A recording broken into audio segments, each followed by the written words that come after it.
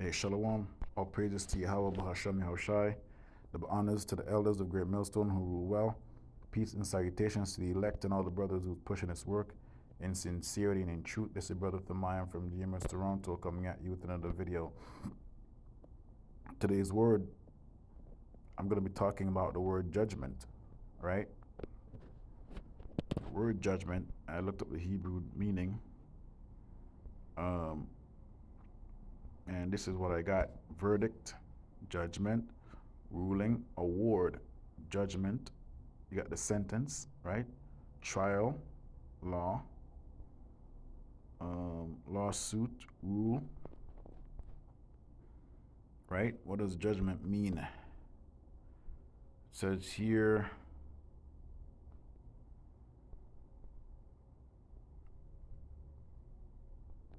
goes into some examples. The Hebrew term means to judge is with the meaning of to punish, vindicate, and obtain justice of a person, but I will also judge, right?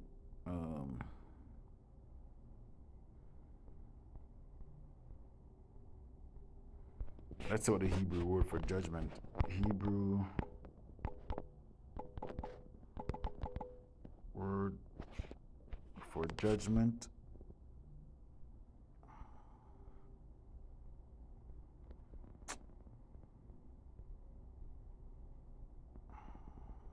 So I Googled, at least give me something close to it so I can at least know what it is. But it's all good.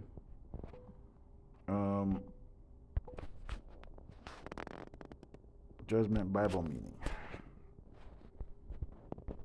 Let's see what we have here.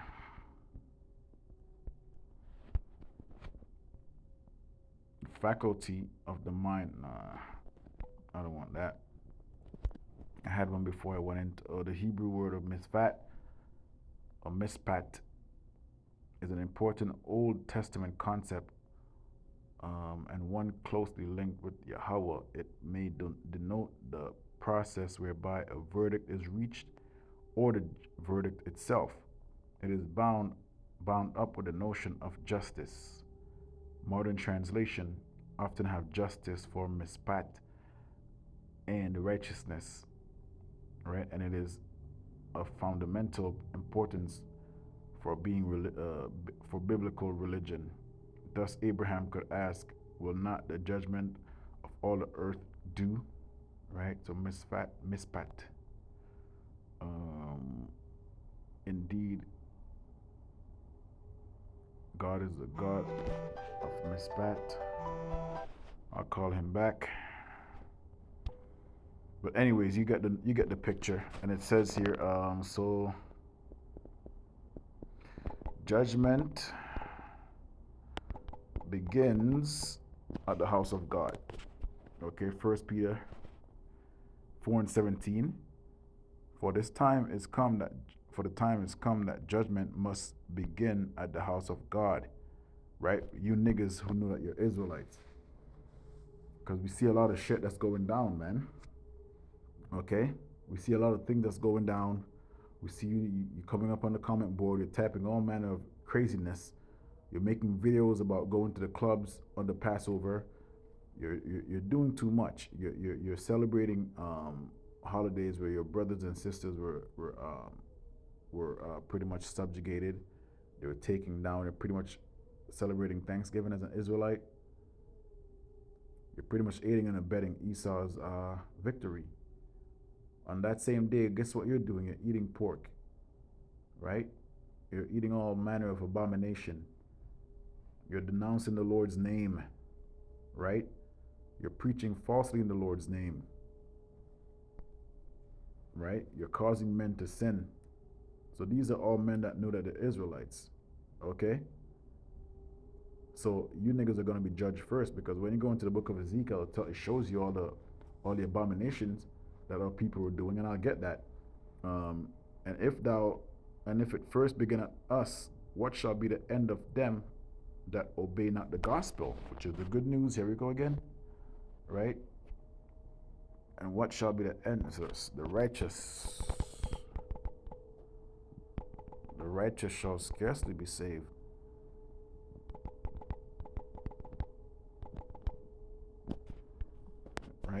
It says First Peter. Oh, same thing. It's a little bit down more. And if the righteous would scarcely be saved, what shall the ungodly and the sinner appear? Or where shall the sinner and the ungodly appear? Right? Let me read it again. Where shall the ungodly and the sinner appear? Wherefore let them that suffer according to the will of Yahweh commit the keeping of their souls of him in well doing as unfaithful as unto a faithful creator. Okay? So the righteous will scarcely be saved. Even Second Esdras tells you that. Second Esdras, right? Righteous scarcely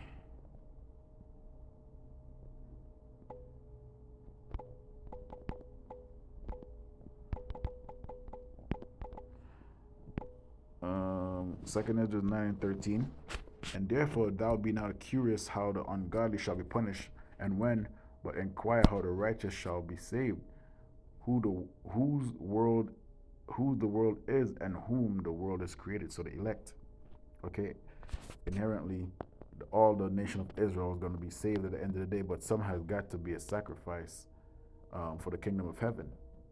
They have to be sacrificed for the things that be done in the body and the planet Earth, right? They've been corrupted with the ways of the heathen, right? Some of them have got to play the role of a two-third, so they're going to be put to death. Even men that's in the truth, so-called in the truth, men that's in the know, I would say that, because a lot of people know and are not in the truth, right? A lot of men and women know that they're Israelites, but they're not in the truth, right? They're just in the know. That's it. Okay? So let's get Ezekiel.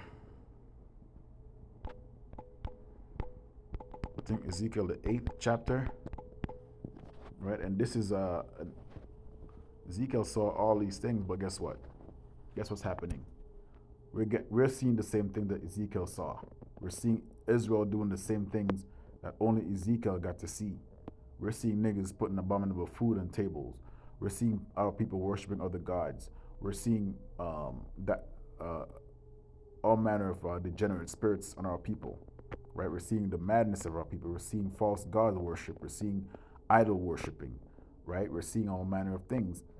Verse 8, and it came to pass in the 6th year, in the 6th month, in the 5th day in the month, and I sat in mine house, and the elders of Judah sat before me, that the hand of the Lord power fell upon me. Then I beheld, and lo, a likeness of the appearance of fire, from the appearance of his loins, even downward fire, and from his loins even upward, and the appearance of brightness, and the color of amber. And put forth the form of an hand, and took me by a lock. You hear that? By a lock. So the man had braids, okay, of mine head, and the spirit lifted me up between the earth and the heavens, so in the air, and brought me in the vision of Yahweh to Jerusalem, and to the door of the inner court, and looketh forward the north, and Salakia, where was the seat of the image of jealousy.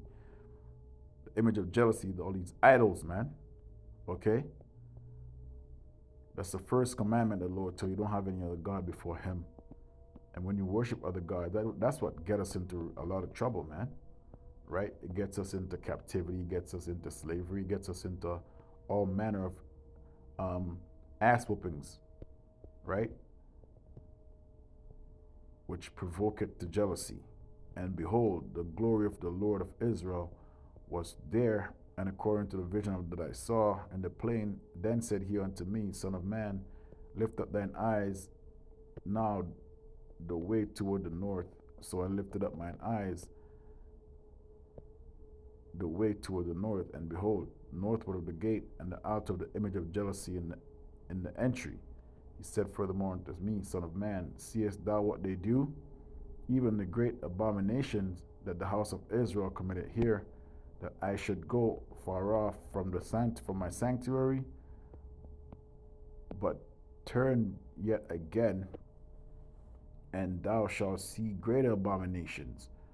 And he brought me to the door of the court, and when I looked, behold, a hole in the wall, hole in the wall, gang. Then said he unto me, Son of man, dig now in the wall. And when I digged into the wall, behold, a door. And he said unto me, Go in and go, behold, the wicked abominations that they do here. So these are men that know that they're Israelites. And also, when they're, I think they were in the Babylonian captivity, and these are the things that they were doing, man.